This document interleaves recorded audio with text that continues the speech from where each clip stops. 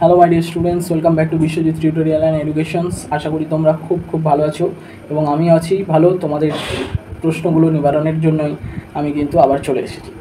গতকাল একটা ভিডিও করেছিলাম, সেখানে ওবিসি ভ্যালিডেশন নিয়ে ভিডিও করেছিলাম। সেখানে বলা হয়েছিল কীভাবে রিভ্যালিডেশনস করবে, রিইস্যুয়েন্স করবে সেইগুলো নিয়ে, এবং তোমরা কতগুলো কোশ্চেন আমার সামনে রেখেছিলে। সেই কোশ্চেনগুলোরই আমি অ্যান্সার দেওয়ার চেষ্টা করব আজকের ভিডিওতে। প্রথম প্রশ্ন হচ্ছে, অনেকে প্রশ্ন করেছিলেন যে আমাদের স্যার ম্যানুয়াল সার্টিফিকেট বা হাতে লেখা সার্টিফিকেট আছে, আমরা ডিজিটাল সার্টিফিকেটের জন্য আগে কখনও অ্যাপ্লাই করিনি, ডিজিটাল নাম্বার নেই, ডিজিটাল সার্টিফিকেট নেই, আমরা কিভাবে পাবো?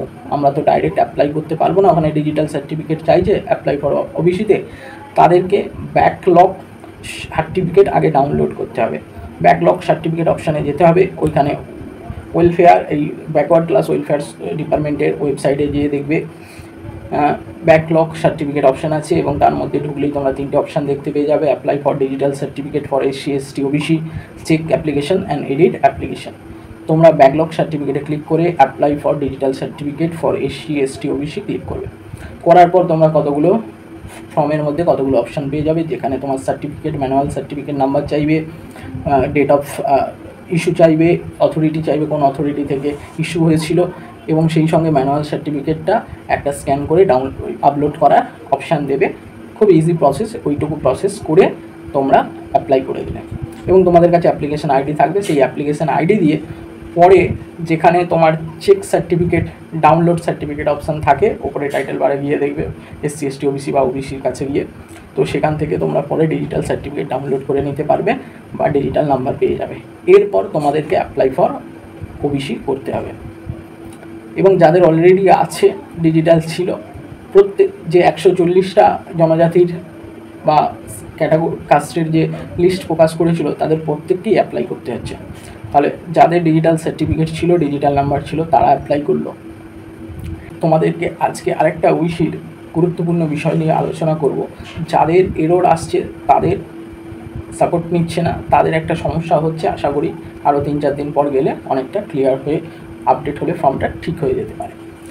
এবার তোমাদেরকে, তোমরা আগের ভিডিওতে দেখেছো, যারা রিভ্যালিডেশন করছে তাদেরকে বলা হচ্ছে যে তাদেরকে আর ব্লকে বা এসডি অফিসে গিয়ে কিছু জমা দিতে হবে না। আর যারা রিইস্যুয়েন্স করছে বা যাদেরকে পুনঃপ্রদান করা হচ্ছে, তাদেরকে নির্দিষ্ট কাগজ, অ্যাপ্লিকেশন ফর্ম ইত্যাদি নিয়ে ব্লকে যেতেই হচ্ছে। এবার কিছু জায়গায় জানতে পারছি, বা অনেক জায়গায় আমরা এই ভিডিওগুলোও দেখছি, যে যারা রিভ্যালিডেশন করছে তাদেরও অ্যাপ্লিকেশন ফর্মটা এবং 2-1টা যদি কাগজ চারা চায়, সেটা জমা দিয়ে আসতে হবে। তাহলে এই বিষয়টা আমি তো গ্যারেন্টি দিয়ে বলতে পারবো না, তোমরা একটু যারা তোমাদের রিইস্যুয়েন্স করতে যাচ্ছে তাদেরকে দিয়ে খোঁজ নেওয়াতে পারো, তোমরা নিজেরাও যে খোঁজ নিতে পারো, তাহলে কোনো দুবিধার প্রশ্ন থাকছে না। তারপরের প্রশ্ন আসবো, যে যারা অ্যাপ্লাই করে ফেলেছো তাদের অ্যাকনলেজমেন্ট যে স্লিপ, সেই অ্যাকনলেজমেন্ট স্লিপের নিচে একটা করে নোটিফিকেশানস বা ইনস্ট্রাকশন দেওয়া রয়েছে, তাই তো? নোট বিলো দেওয়া রয়েছে, এনবি দেওয়া রয়েছে, দেখবে সেখানে বলা হয়েছে কিভাবে যাবে, কোন ডেটে ব্লকে গিয়ে জমা দেবে, সেইগুলো দেওয়া রয়েছে। প্রথমেই তোমাকে বলেছে যে অ্যাপ্লিকেশানটা করছো তার হার্ড কপিটা তোমাদেরকে ডাউনলোড করে নিয়ে যেতে হবে। তার সঙ্গে কি করতে হবে, তার সঙ্গে কবে যেতে হবে না, ব্লকে বা এসডিওতে কবে বলছে না, 2 মাসের মধ্যে, আগামী 60 দিনের মধ্যে, সেকেন্ড এবং ফোর্থ উইকের, মাসের সেকেন্ড এবং ফোর্থ উইকের বুধবার, ওয়েডনেসডে তোমাদের বেলা মানে দুপুর 12টা থেকে 3টের মধ্যে গিয়ে ব্লকে যেতে হবে। তারপরে একটা পয়েন্ট দিয়েছে যে যারা 2 মাসের মধ্যে একবারও যাবে না জমা দিতে কাগজপত্র, অ্যাপ্লিকেশন ফর্ম, তাদের কিন্তু ওই যে অ্যাপ্লিকেশন এটা ক্যান্সেল হয়ে গেল, আর বৈধ মানে রিজেক্ট করে দেবে। এবং যে সমস্ত ডকুমেন্টগুলো তারা চাইবেন সেইগুলো সঙ্গে নিয়ে যেতে হবে এবং তাদেরকে জমা দিতে হবে। এই কটা বিষয় তোমাদেরকে আমার ক্লিয়ার করা ছিল।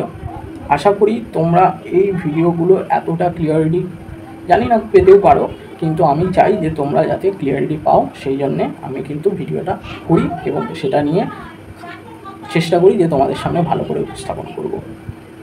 যদি আমার ভিডিওগুলো বা আমার তথ্যগুলো তোমাদের কাছে গ্রহণযোগ্য হয় এবং ভালো লেগে থাকে, তোমাদেরকে অনুরোধ করব একটু বেশি করে শেয়ার করো, সাবস্ক্রাইব করো, লাইক করো, কমেন্টস করো। আমি আগামী ভিডিওগুলোতে, পরবর্তী ভিডিওগুলোতে তোমাদের সমস্ত প্রশ্নের উত্তর দেওয়ার চেষ্টা করব।